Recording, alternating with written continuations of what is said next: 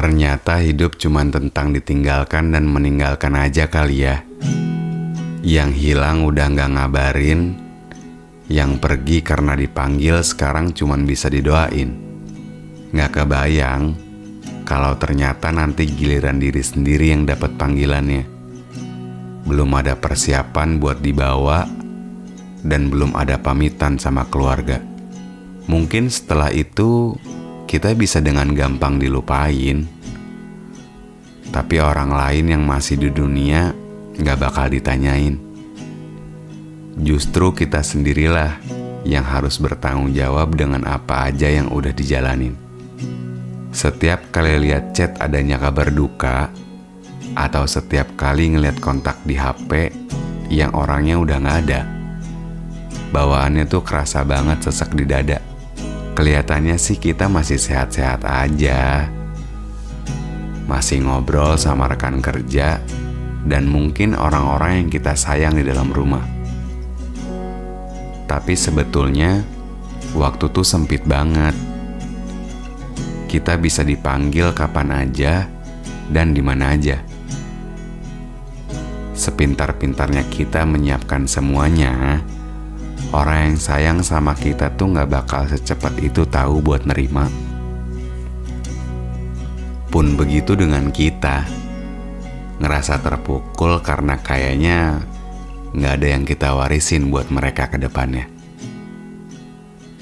Mungkin orang yang udah punya banyak hal ketika di dunia bisa ngerasa sedikit lebih lega. Tapi buat orang yang belum punya apa-apa, rasanya tuh kayak dipanggil untuk kedua kalinya. Takut ngerasa malah jadi beban buat merekanya. Sakit ngelihat dari jauh, tapi deket juga takut ngerasa gak ngiklasin semuanya. Doanya mungkin semoga mereka bisa mandiri selama hidupnya. Tapi apakah kita bisa ngelihat mereka berjibaku ngelawan realitanya? Karena pada dasarnya kita tuh ninggalin tanpa kita bekelin apa-apa. Jadi kalau ada rasa khawatir pas kita pergi, ya itu wajar aja. Mereka mungkin bisa hidup tanpa adanya kita. Tapi justru bukan itu yang kita takutin sebenarnya.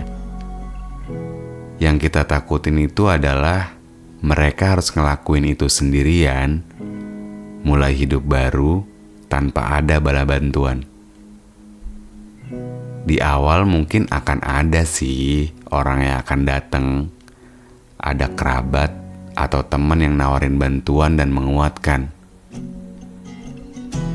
Tapi kan orang-orang punya kesibukan, punya prioritas yang gak bisa mereka lepaskan. Dan pada akhirnya harus berjuang dari awal lagi.